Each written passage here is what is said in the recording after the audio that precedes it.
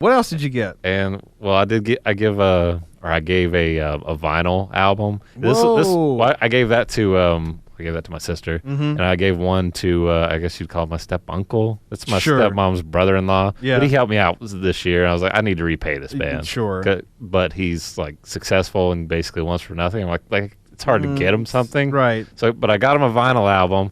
I wasn't really expecting I don't know if he would like it or not, but I saw him like set it up and take a picture of it. Really? And, like send it to the text. I'm like, all right, I did good. Hey, P.O.R.C, you knocked out Christmas this year for everybody. You knocked it out of the park.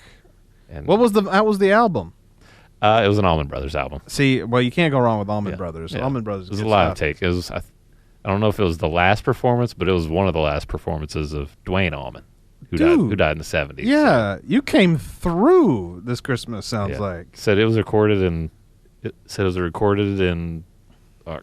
September 1971, and he died in October 1971. Whoa. So dude. So yeah, Fire on the Mountain. You gotta that's more Fire on the Mountain. It is more Fire on the Mountain than Smells Like 90's Rock, but it still works here. But you got a dude out of me. That doesn't come lightly. So I got it at Barnes and Noble. I mean, it wasn't that crazy of a gift. Listen, the smallest gesture could be the biggest gesture. You never know.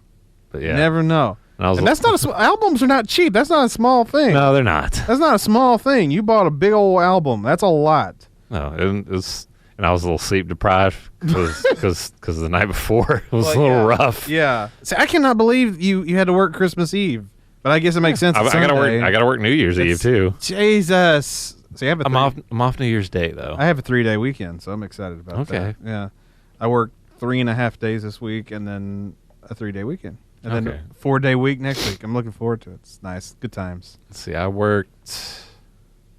basically worked 3.5 days this week because I had a half day today. Well, now wait a minute. Now, are you going back to the movie place? Yeah, it's like extended indefinitely. Hey, so it's still a temporal. But I told you they were going to keep you around. But I mean, it's still listed as like a temporary role. You didn't believe me. But my supervisor did say, the end goal is to either get you on here or to find you like another job within corporate office. So. They give a crap. You're moving up, man. You're doing the thing. The only thing is, like, I'll still have to hold on to the fancy long johns for now. If I stay on at that salary, for that salary. Now, it's tough. If they up it a little bit, or if you get a better job within then maybe you can finally walk away from the fancy long johns. There is a culinary arts related job within the company. Really? Yeah. So you'd be the one making all those freaking meals that you all get. Yeah, something like that. Mm-hmm. But it's like $21 an hour. There's a part of me that wants to do it. Go for it. But it's like, You've had enough. It's like more kitchen work, basically. But it's kitchen work for a freaking $21 an hour. $21 an hour, and it's a step up because your talents from your job has given you something better with a better company. No offense to the fancy long johns. Yeah. Maybe big offense. I don't know. You know what I got? What? I got an autographed golden hot dog. Autographed by who? From Mark Weiner. You remember the show Weinerville? No. On Nickelodeon back in the 90s? No.